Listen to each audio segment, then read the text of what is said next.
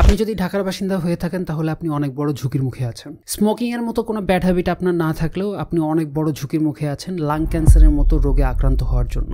Air pollution এমন একটা problem আমাদের লাইফে যেটা নিয়ে আলোচনা করা তো দূরের কথা, আমরা অ্যাকনলেজই করি না। যে বাতাসে আমরা 24 ঘন্টা শ্বাস নিই সেখানে ক্ষুদ্র ক্ষুদ্র পার্টিকেল থাকে যাকে বলে PM2.5, full form particulate matter.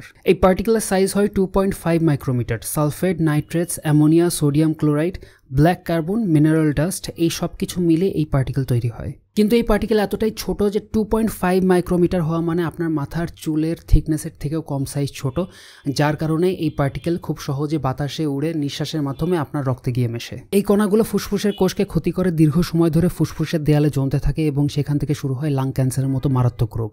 AQI, air quality index, বাতাসের মান পরিমাপের একটা স্কেল। এই স্কেল সাধারণত 0 থেকে 50-এর মধ্যে থাকলে সেই বাতাসকে হেলদি বলা হয়, 51 থেকে 100-এর মধ্যে থাকলে মডারেট, 101 থেকে 150 অথবা 200 পর্যন্ত উঠলে সেটাকে আনহেলদি এয়ার বলে, এবং 200-র উপরে যত বেশি উঠবে সেই বাতাস তত বেশি ঝুঁকিপূর্ণ।